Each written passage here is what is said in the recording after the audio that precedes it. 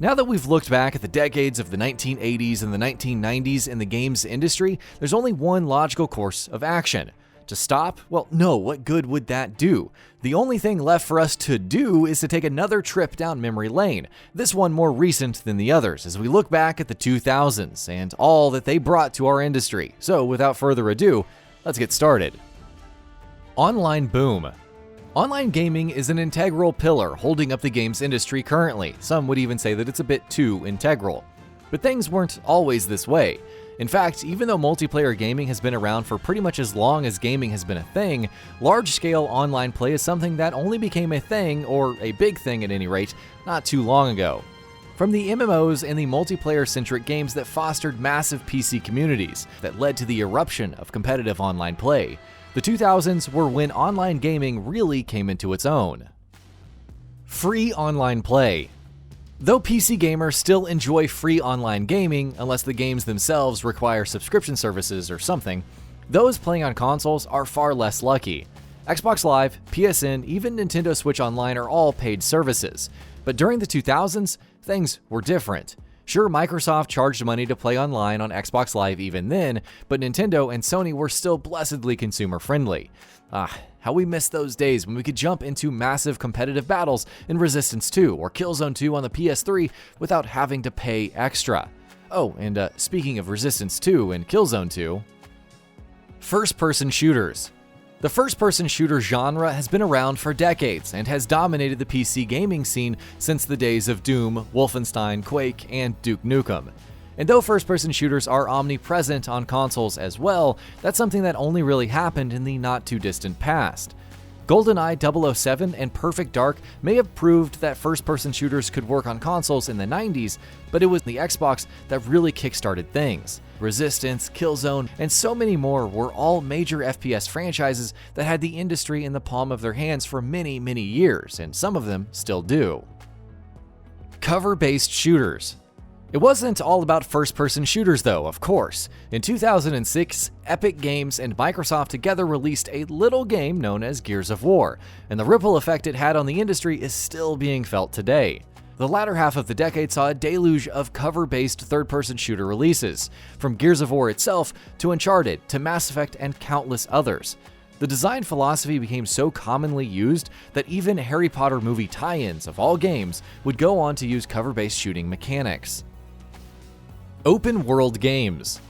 It seems like every major release these days has to be an open world game, and the one game responsible for that came all the way back in October of 2001, Grand Theft Auto 3.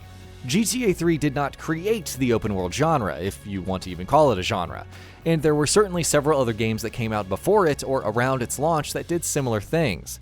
But it was GTA 3 that popularized the open world design, and really, popularized is putting it mildly. It set the blueprint that open world games are following to this day. Storytelling. Games are now a legitimately excellent medium for storytelling, and as technology has evolved, they've gotten progressively more accomplished at telling their stories more effectively. And it was during the 2000s that those massive strides were being made.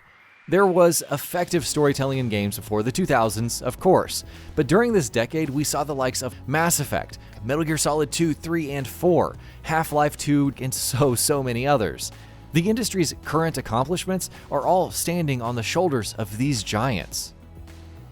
DLC outrage. DLC is something that we take for granted now, to the extent that when games don't get DLC post-launch, they're looked at as the exceptions.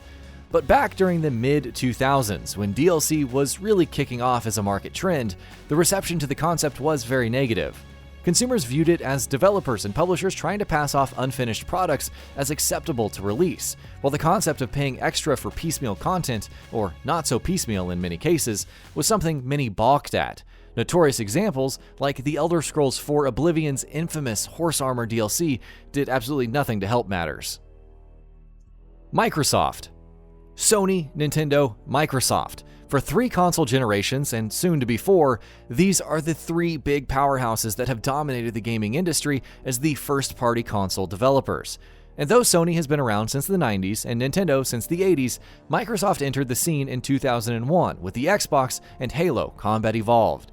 They immediately made a statement upon arrival and established themselves as a force to be reckoned with, before doubling down on that even further with the early years of the Xbox 360.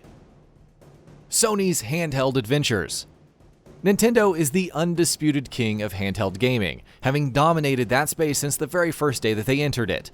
But for a good few years, they got decent competition from Sony. The PlayStation Portable sold half as much as the DS did, but though that sounds bad on paper, its sales of nearly 80 million units and its impressive library of games cemented it as an excellent first foray into the handheld market for Sony. Then, of course, came the PS Vita. And, well, moving on. Motion controls.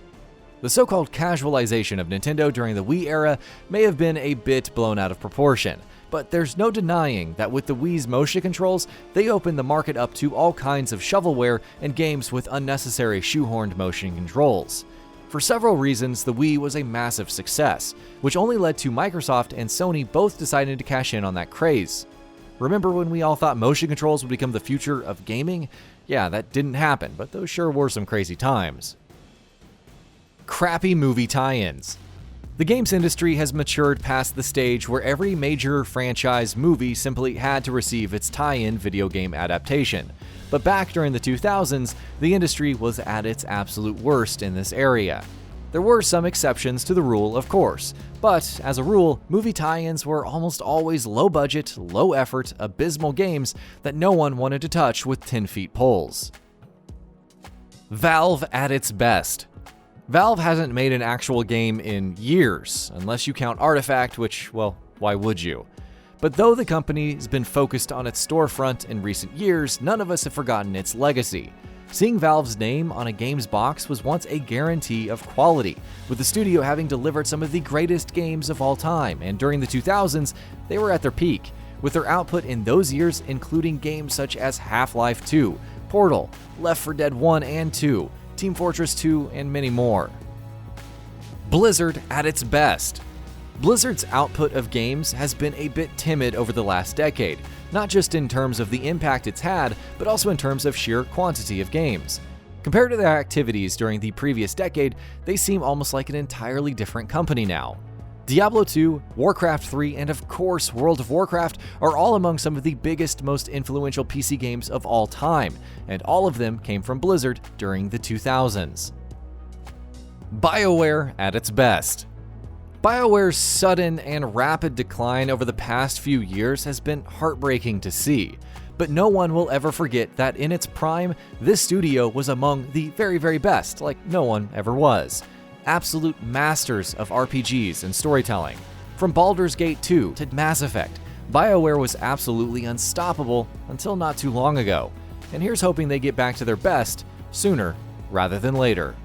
And that about does it for this video. If you enjoyed what you watched and want to see more from GamingBolt, you can always hit that subscribe button and turn on the bell icon next to it. That way you will never miss any of our videos.